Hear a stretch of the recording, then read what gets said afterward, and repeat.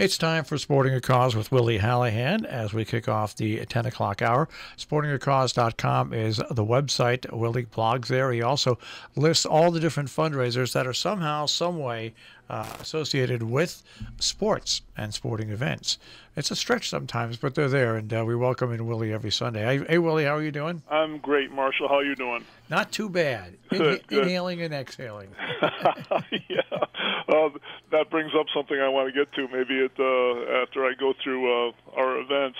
As I've been saying every week, there's not a lot going on, but things to talk about. The first couple of things, I'll call it a tale of two races. There are two running events that are upcoming, and they've taken different tacts in trying to deal with the virus challenges. One is the Norfolk Pub Run. That's a 10-mile race, road race. I've talked about it before. It was originally scheduled for December. They postponed it because running races were banned in Connecticut. I didn't realize this. I spoke of it last week, but I verified it that in November, Governor Lamont banned them. So they postponed the race to the end of January 30th. Thinking that apparently they got word that there might be a reconsideration of that somewhere in the middle of January. Apparently that hasn't happened yet, but the race is still on for the moment. Another race, and that was like 22 years that race has been going on. The longer an event has been going, the more reluctant anybody is to cancel it, just because of the history. So that's a long time race. It's still on the calendar, but we'll see. And Greystone Racing is organizing that. Now there's another race in Litchfield, the Bob and Peg Andrulis Sweetheart Run. That's been going on for almost 20 years. It's scheduled for February 13th, and they just decided to turn it virtual. They just weren't going to deal with the ups and downs of maybe it'll be allowed. They just decided to do it virtually. They just decided that a couple of days ago. They have not come out yet with the details of that. Once you go virtual, it changes everything, registration and so forth.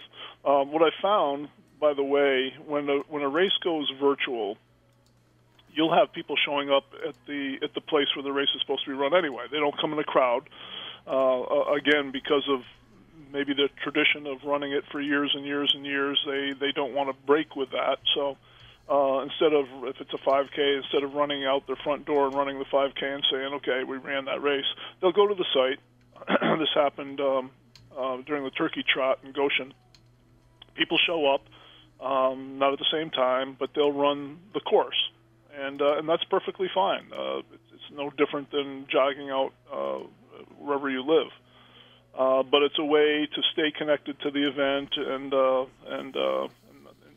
as we know, Marshall, everybody's doing what they can.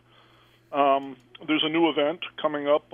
It's a 6-week program sponsored by the Northwest Connecticut YMCA. It's called the Reset Challenge.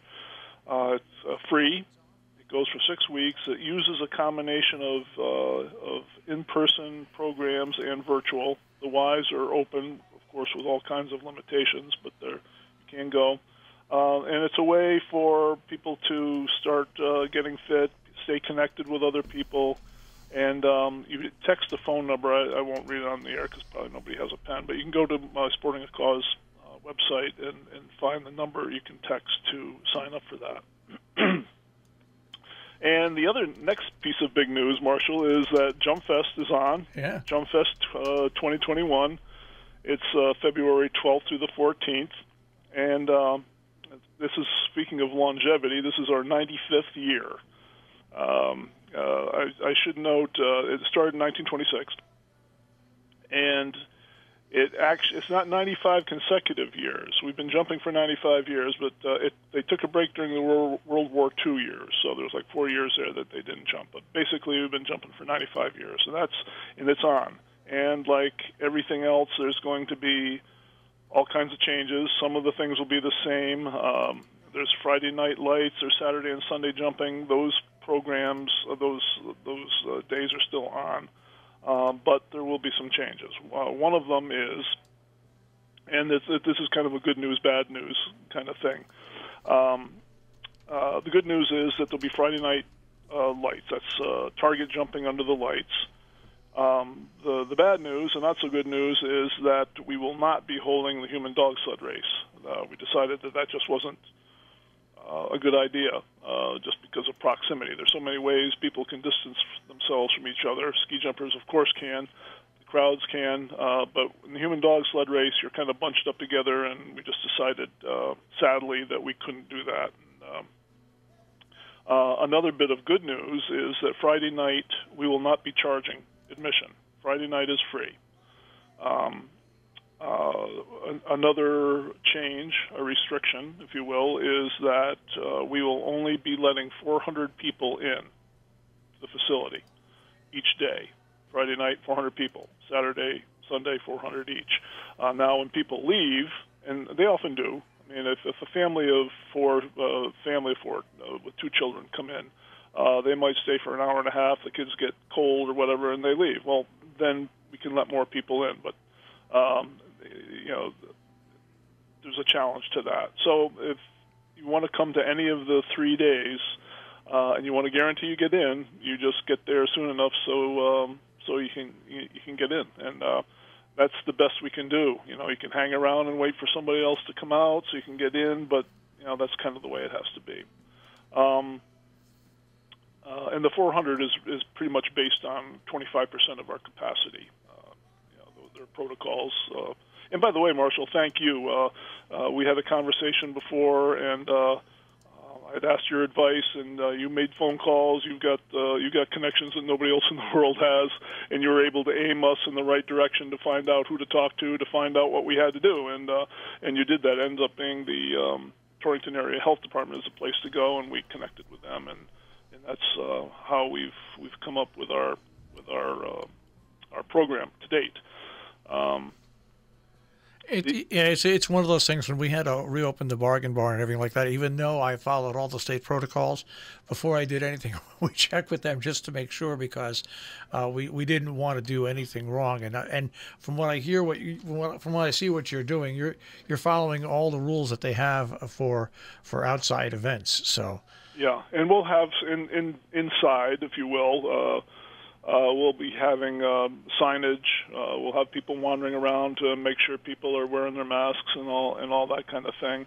For people who have been there before, you park in the field, our parking lot, and you walk in down the road to the facility. About halfway down, a couple hundred yards or so, that's where we've had the ticket booth. You get your ticket, and then you continue on in. This year we'll have the ticket booth out at the end of the driveway where Bullet used to stand, and so we'll be better able to control who's going in and out, because there's a narrow road there, and we can see very well there who's coming and going. Another one of the going back to the good news, bad news thing. The bad news is that only New York State jumpers can come this year. They're the only ones that can come into Connecticut without the whole quarantining thing. So that eliminates our jumpers from New Hampshire and Vermont, maybe a couple from Maine. But the New York State jumpers can come, and that includes Lake Placid. The good news is that there's what they call a development team that's been practicing at Lake Placid this year so far. And these are jumpers, elite jumpers from all over the country who formed a team. I don't know how many of them there are, but they're going to be coming to Jumpfest. So although we have a smaller field, potentially, the quality of the jumping that you'll see when you get there is just going to be extraordinary. You're getting the best of the best for sure. And both Saturday and Sunday, the Saturday jumping will be the Salisbury Invitational, as it always has been, and Sunday will be the championships, and the junior national team will be named after that. So some of the things are the same, some of the things are different.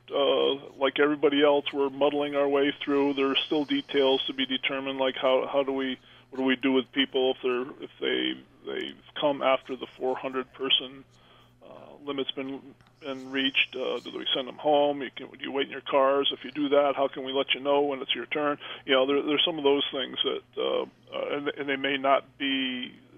There may be nothing we can do. I don't know. We're all breaking new ground here and trying to find our way. So we'll do the best we can. Try to keep disappointment to a minimum. We're thrilled that we're still able to pull this off, and as always, as we do every year, we pray that Mother Nature is in our favor. Sometimes she is, sometimes she isn't, but we'll see what happens, Marshall. Now, you also are going to have food trucks there this year, right? Yes, we are. Yep. We're not opening the cook shack, I guess, for too many people close together. Yep. So we're going to do food trucks. I don't know which ones they are yet. Those will be determined. And so that's different. Thank you for bringing that up. And we'll see what happens. It'll be fun. We'll make the most fun out of it that we can. And I think that people who have been restricted will feel like they can safely go to an outdoor event, especially when the number of people are restricted. I think they're going to be eager to do that because there's so many things we haven't been able to do. And I will have the bonfires like we always do. Just don't get pack in too close to them, and we'll do the best we can. It should be fun. We're counting on that. It's pretty easy to social distance, and even if you can't social distance and you want to pack around a fire, well, then just put a mask on and while you're hanging around that fire. And most people wear, to be quite honest with you, wear face coverings anyways. When it's isn't that the truth? Yeah, your face stays warm when you're breathing, sort of against yourself. And speaking of masks, I guess I can segue into the next thing. I just wanted to bring up, Marshall, because you're a sports fan, and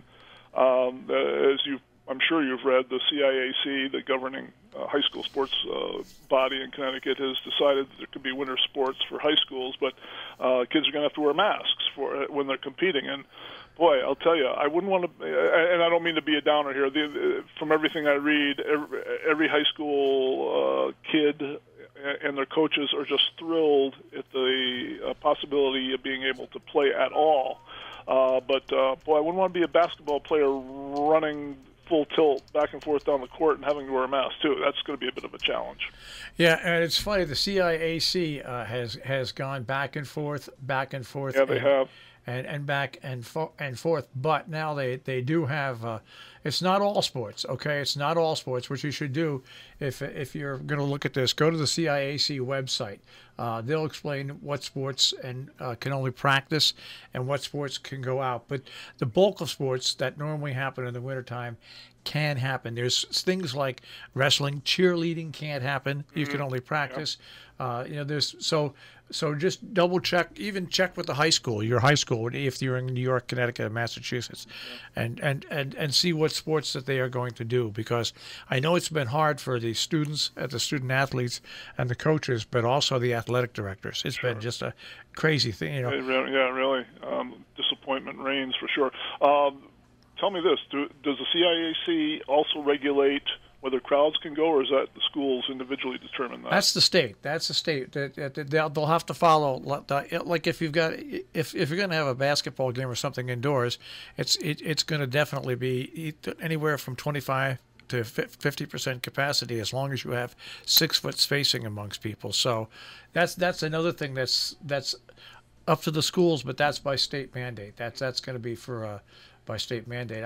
There's so many different things, you're well aware, like I mean, that just, I'm sure when the school announces the sports schedule, they'll announce about attending and stuff like that. Sure. Yeah. Anyway, it heartens me, and I've been, because I follow it all the time. The CIAC, they had a tough job, and you're right, they've gone back and forth, and maybe they had to, I don't know, but it certainly toyed with the emotions of young people along the way. But it heartens me to see that they're finally doing this and allowing sports to be played. It's going to be the risk is worth the reward, I think. When you can do it safely, these kids have to play. They just have to play. They do. It's part of the overall education process that makes a high school rounding out complete, where people learn and also learn to interact with other people and enjoy sports and recreate. So it'll be interesting to see how it works out. Yes, it will. Light at the end of the tunnel, maybe. That's right. Just hope it's not a train, as I always say. There you go. All right, Willie. Sportingacause.com is the website. Willie, we'll speak to you next week. Thank you, Marshall. Look forward to it. Bye.